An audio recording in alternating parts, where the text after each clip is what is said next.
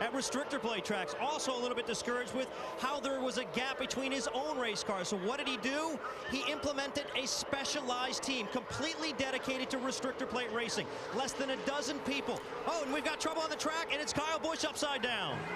Big time crash. Kyle Busch goes upside down and rolls down across on his roof here on lap 26. Cars comes back over, and now side over side barrel rolls and comes to rest on its wheels. A horrific crash here in Talladega on lap 26 involving Kyle Busch, and thankfully the window net is down. There the safety crews on the scene immediately, and Kyle Busch is climbing out of that car. Wow, listen to this crowd. Well, that's a true testament to the safety of these race cars. See him just jump out of that car like that. That was what would look like a very violent wreck, but man, he just jumped right out of there. It's a real testament to the safety features that these cars have. Yeah. Well, I'll show you again here. That doesn't take much here. Now, Kyle Busch, left side of your screen in the 5 car. He moved to the outside to go around Casey Mears. It looked like Tony was going to go out there to help him, and it could have possibly been a little bit of contact. Yeah, it doesn't always have to be, because you can get yourself out there, and all of a sudden the air's changing, and just a horrific wreck. But once again, Kyle Busch gets out and walks away.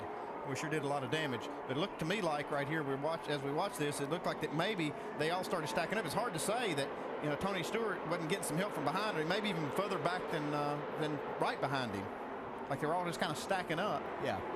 Yeah, when that happens, usually because everything changes, the air changes, and what you've been doing right there, you might have been wide open at that time, and then all of a sudden things change. And so, yeah, you can't put any blame on anybody, I don't think, here. Although I think we do see a little contact between the 33 and the 5. But when he pulls out there, that car is automatically going to start coming back a little bit, because he's come out against a brick wall of wind right there. Even though he's got to run, that car automatically slows down when he pulls out there until he starts getting that help.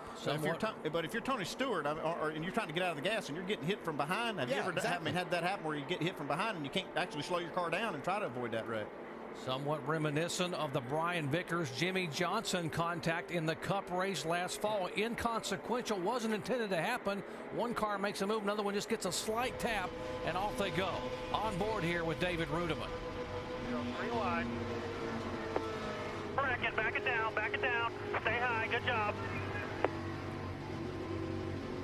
Hey, you can see the tire flying through the air. David Rudiman just went under the tire. It looked like he just ripped it right off the wheel.